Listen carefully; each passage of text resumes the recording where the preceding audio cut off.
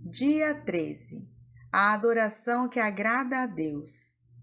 Ame o Senhor, o seu Deus, de todo o seu coração, de toda a sua alma, de todo o seu entendimento e de todas as suas forças.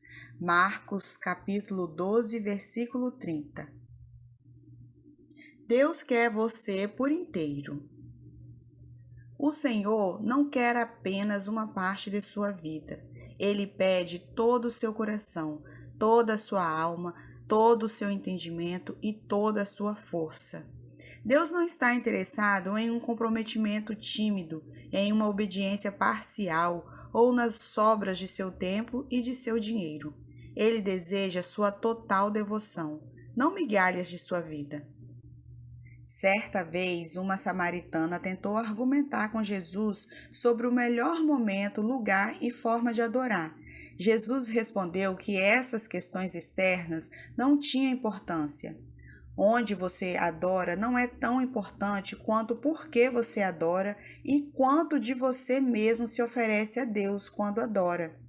Existe a forma certa e a forma errada de adorar. A Bíblia diz: sejamos agradecidos e adoremos a Deus de um modo que o agrade. Hebreus, capítulo 12, versículo 28. O tipo de adoração que agrada ao Senhor apresenta 4 características. Deus se agrada quando nossa adoração é conforme a verdade. As pessoas frequentemente dizem: gosto de pensar em Deus como, e então descrevem o tipo de Deus que gostariam de adorar. Mas não podemos simplesmente criar uma imagem pessoal de Deus, confortável e politicamente correta, e então adorá-la. Isso é idolatria. A adoração deve ser fundamentada na verdade das Escrituras, não em nossas opiniões a respeito de Deus. Jesus disse à samaritana: os verdadeiros adoradores adorarão o Pai em espírito e em verdade. São esses os adoradores que o Pai procura. João capítulo 4, versículo 23. Adorar em verdade significa adorar a Deus tal como Ele é verdadeiramente revelado na Bíblia. Deus se agrada quando nossa adoração é sincera. Quando Jesus disse que devemos adorar em espírito, Ele não está se referindo ao Espírito Santo, mas ao nosso espírito. Feito à imagem de Deus, somos um espírito que habita um corpo, e Deus concebeu esse espírito para que se comunicasse com ele. A adoração nada mais é que seu espírito reagindo ao Espírito de Deus. Quando Jesus diz: ame o Senhor, o seu Deus, de todo o seu coração, de toda a sua alma, está querendo dizer que a adoração deve ser genuína e sincera. Não se trata de apenas usar as palavras corretas. Você deve realmente querer dizer o que diz.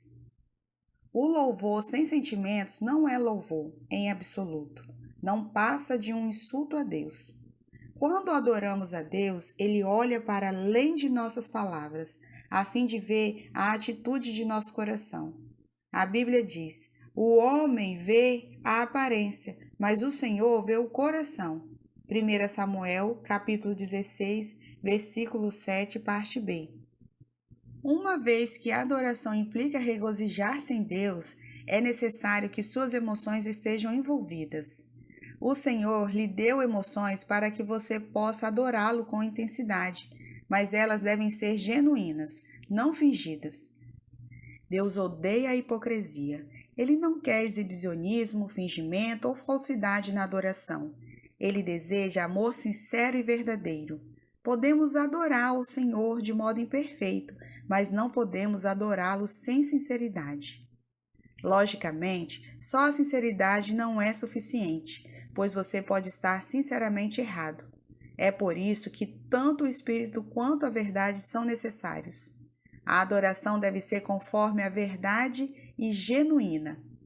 A adoração agradável a Deus é profundamente emocional e profundamente doutrinária. Nela, usamos o coração e a mente.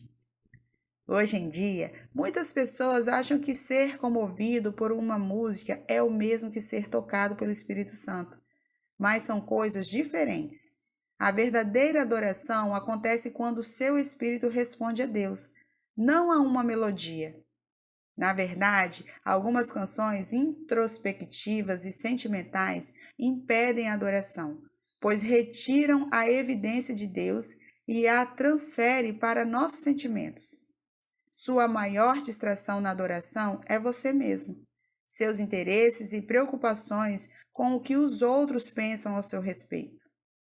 Os cristãos discordam com frequência da forma mais apropriada ou genuína de louvar a Deus, mas essas discussões normalmente refletem apenas diferenças de formação e de personalidade.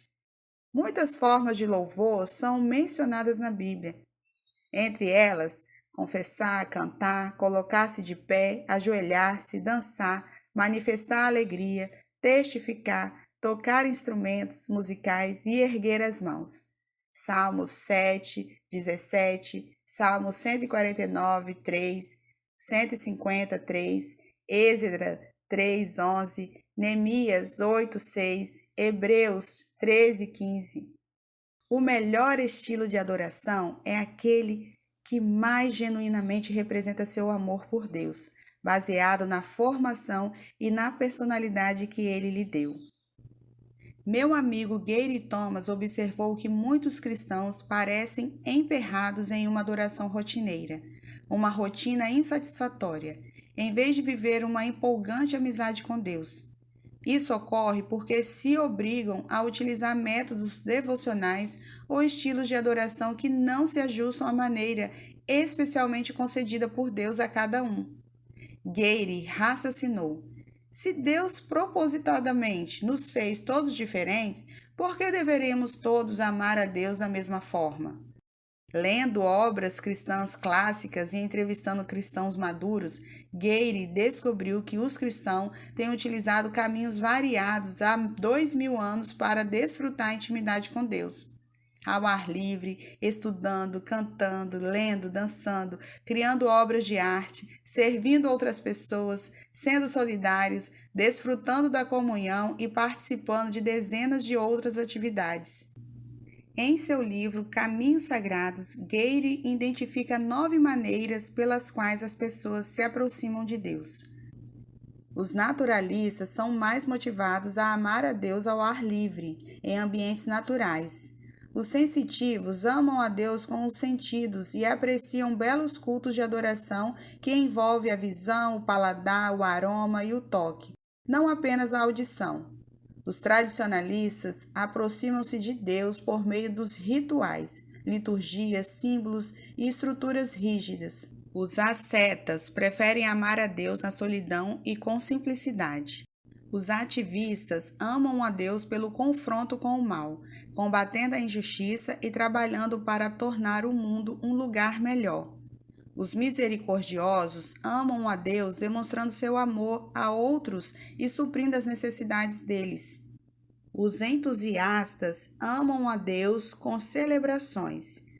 Os contemplativos amam a Deus por meio da adoração. E os intelectuais amam a Deus ao estudá-lo, isto é, fazendo uso da mente.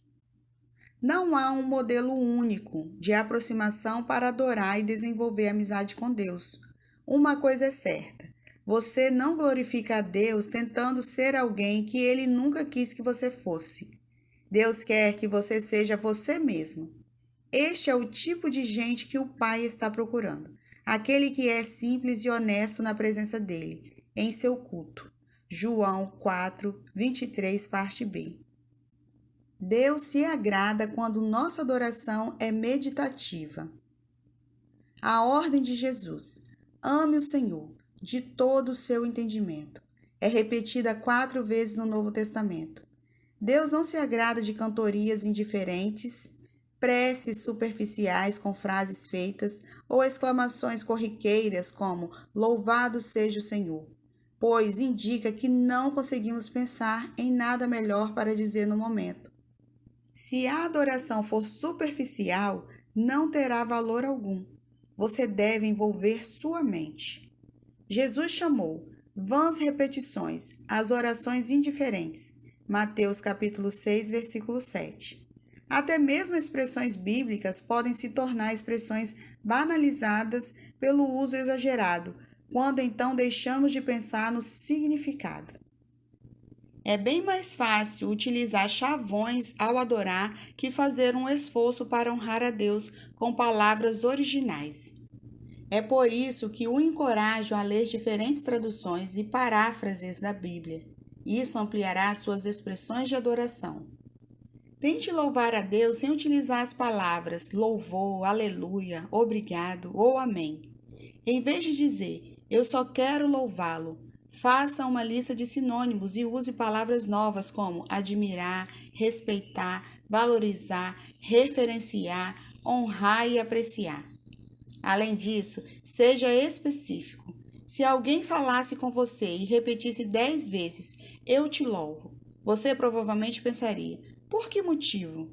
Você preferiria ouvir 2 elogios específicos a dezenas de generalidades imprecisas. Deus também. Outra ideia é fazer uma lista dos diferentes nomes de Deus e concentrar-se neles. Os nomes de Deus não são casuais, eles revelam diferentes aspectos de seu caráter. No Antigo Testamento, Deus se revela progressivamente a Israel, atribuindo novos nomes a si mesmo, e ele nos orienta a louvar seu nome. Deus também quer que nossas reuniões com a comunidade cristã sejam ponderadas. Paulo dedica a isso todo o capítulo 14 de 1 Coríntios e finaliza: mas tudo deve ser feito com decência e ordem. 1 Coríntios, capítulo 14, versículo 40. A esse respeito, Deus insiste em que nossos cultos sejam compreensíveis aos não cristãos quando estes estiverem presentes em nossas reuniões de adoração. Paulo observa: se você estiver louvando a Deus em espírito, como poderá aquele que está entre os não instruídos dizer o amém, a sua ação de graças, visto que não sabe o que você está dizendo? Pode ser que você esteja dando graças muito bem, mas o outro não é edificado. 1 Coríntios, capítulo 14, versículos 16 e 17. Ser cuidadoso ao tratar com os não cristãos que visitam o culto é uma ordem bíblica. Desprezar essa ordem é tanto um ato de desobediência quanto de crueldade. Deus se agrada quando nossa adoração é prática. A Bíblia diz: apelo que vocês deem seus corpos a Deus, quando ele seja um sacrifício vivo, santo, o tipo de sacrifício que ele pode aceitar. Romanos capítulo 12, versículo 1. Por que o corpo? Por que o Senhor não diz: apresentem o seu espírito? Porque sem o corpo você não pode fazer nada neste planeta. Na eternidade você irá receber um corpo novo, aperfeiçoado e aprimorado. Mas, enquanto estiver neste mundo, Deus diz: dê-me o que você tem.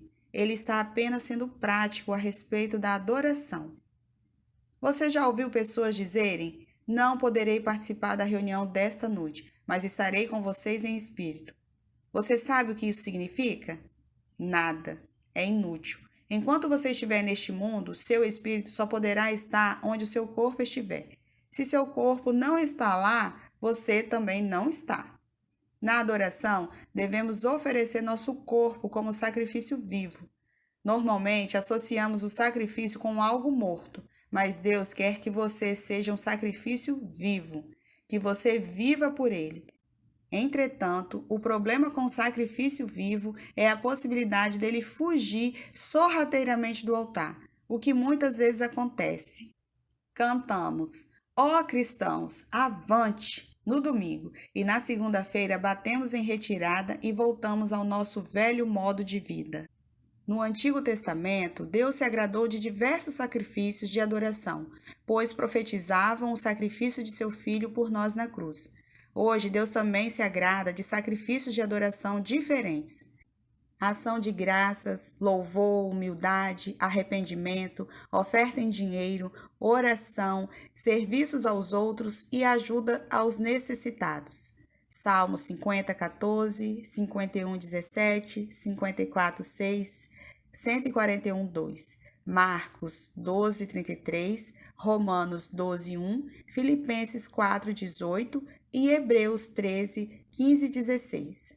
A verdadeira adoração implica um custo. Davi sabia disso e afirmou: Eu não vou oferecer ao Senhor, meu Deus, sacrifícios que não me custaram nada. 2 Samuel, capítulo 24, versículo 24. Um dos custos que a adoração tem para nós é o egocentrismo. Não se pode louvar a Deus e a si mesmo ao mesmo tempo. Você não adora para ser visto pelos outros ou para agradar você mesmo. Ao adorar, você deliberadamente muda o foco da atenção para Deus. Quando Jesus diz, ame o Senhor de todas as suas forças, ele chama a atenção para o fato de que adorar exige esforço e energia. Nem sempre é conveniente ou confortável, e às vezes a adoração é mero ato de força de vontade, um sacrifício voluntário. A adoração passiva é um paradoxo. Quando você louva o nome de Deus, mesmo sem vontade, quando sai de sua cama para adorá-lo, cansado, quando ajuda outros que estão esgotados, você está oferecendo um sacrifício de adoração a Deus. Isso é agradável a Ele. Matt Redman, líder de adoração na Inglaterra, conta como seu pastor ensinou à igreja o verdadeiro significado da adoração. Para mostrar que a adoração é mais que música, ele proibiu todos os cânticos por um período de tempo, até que eles aprendessem a adorar de outras maneiras. Ao fim daquele período, Matt escreveu a clássica canção, Essência da Adoração. Trarei a ti mais do que uma canção, pois uma canção em si mesma não é o que tens pedido. Tu buscas por algo além das aparências, tu sondas o meu coração. A essência da questão é uma questão do coração. Dia 13. Pensando sobre meu propósito de vida. Tema para reflexão. Deus me quer por inteiro. Versículo para memorizar. Amá-lo de todo o coração, de todo o entendimento e de todas as forças. E amar ao próximo como a si mesmo é mais importante do que todos os sacrifícios e ofertas. Marcos, capítulo 12, versículo 33. Pergunta para meditar. O que agrada mais a Deus neste momento? Minha adoração pública ou minha adoração em particular? O que farei a esse respeito?